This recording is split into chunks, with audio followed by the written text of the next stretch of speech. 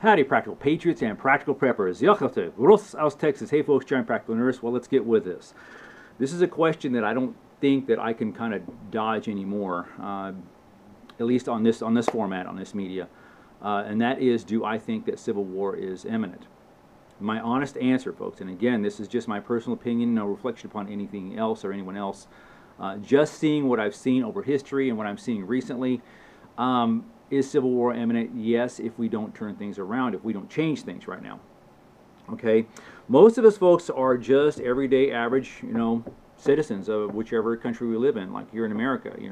We just want to be left in peace. We prepare for disasters and whatnot, economical collapse and a few other things. But you have these far-in factions, okay? Most of us are in the middle. You have these far-in factions.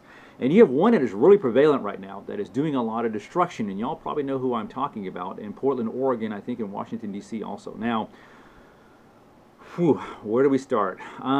Okay, I've been around for 54 years. So I was a very young child when the civil rights movement was going on, and I was young, but I knew something wasn't happening right, and I didn't quite understand, so I would ask both parents, and of course, I got different answers and everything. I'm of mixed heritage, so also I kind of got mixed answers. Seeing that what was going on now and seeing what's happening recently, let me just tell you this. Things that happened in Portland, Oregon, folks, and some other states and cities wouldn't fly. Let me just tell you this, kiddies.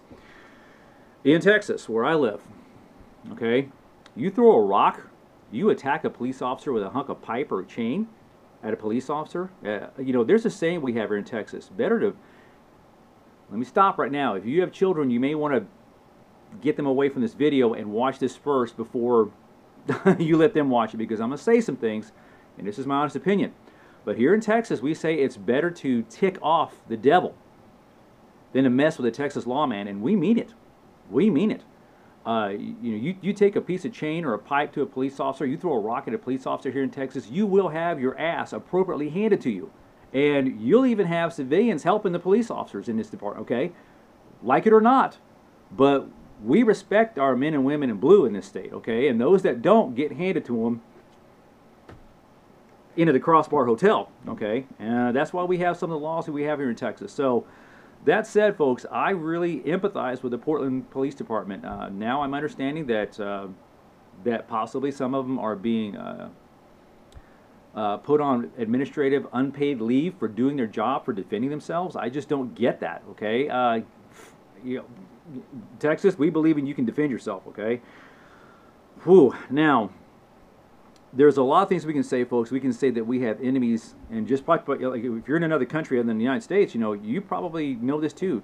You have enemies within your country and outside of your country, and trust me, the ones outside whatever country you're from, especially America, they can't wait for us to tear each other apart.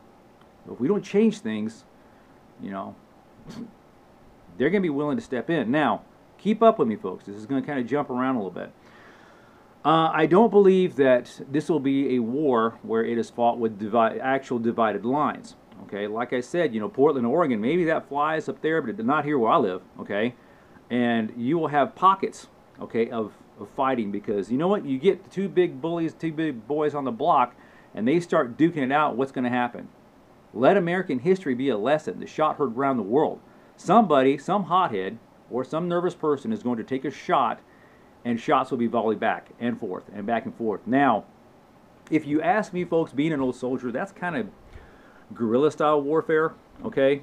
Because there's no decisive lines, there's no actual, other than the solid black these guys wear and whatnot. And trust me, folks, they're not the only enemy America has. And I do believe that Antifa should be labeled as terrorists, domestic terrorists, okay? Right along with a few other ones that I can name off the top of my head. To make sure you understand where I'm coming from, folks, let me tell you this. The First Amendment and everything that we have in the Constitution, you have a right to free speech. Second, all the rest of them, you have a right to protect yourself. You have a right to your religion. You have a right to assemble peacefully. But once you start hurting other people, boom, that's where the line draws, okay? So let's just give you a little scenario, folks, to see tell you where I'm coming from and why I've come across this. Just notice what's going on in this world, in America, specifically. And understand, folks, America falls, everybody falls, because the economic systems and A lot of things we can go into. Whew. Alrighty, let's just kind of drum up a little scenario. You've noticed that there is a certain politician, Maxine Waters, who has, over time, now this is a person who has told her supporters, or her brown shirts as I'm going to call them, or black shirts, whatever you want to call them, has told to seek us conservatives out. Those of us who support President Trump, you know, and seek us out in public places and call us out. And do harm to us, okay, disrupt us. Now, what is that, folks? What do you call that? I'm sorry. That's calling for civil unrest. And let me tell you what, maybe in some places, Portland, Oregon, wherever the case may be, where that's okay. You know, an Antifa member calls out a good old boy from here in Texas, he's going to have his ass handed to him, or she have ass handed to her, whatever the case may be. We don't discriminate here in Texas like that. You know, I'm just saying that. Eventually, the things that she says about taking out President Trump and whatnot, and mind you, these are politicians, folks. These are politicians. Like, oh, I'm going to take out Trump. And then she comes back and says, well, who am I? I'm some 90-year-old grandma or whatever. Well, that may be true. But, Miss Waters, what you say to other people, somebody with a twisted mind may take you seriously. And I don't know who takes these people seriously. But anyway, twisted minds, okay, that's how they voted him in. Goes out and does something to our president. Now, folks, how I feel about President Trump. He ain't no worse than ones I've seen in the past, and I've been around. I was born 1 month after President John F. Kennedy was assassinated. That'll do the math for you, right? So I've seen lots of presidents. President Trump is no worse than any of the ones I've seen, and he's definitely far better than the last one we had, who was trying to hand our rights over, and over to create a one-world government. You know, give up your rights to feel safer. I create my own safety, and most of us feel the same way, right? Just asking, okay, basically. Again, my own opinions. Somebody's going to take her seriously, and they're going to try to do something to our president.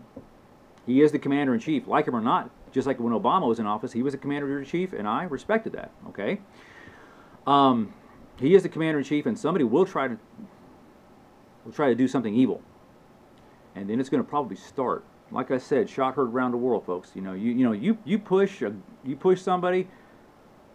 They say walk away. Somebody is going to push back, and then it's going to start in these little pockets. Okay, little pockets.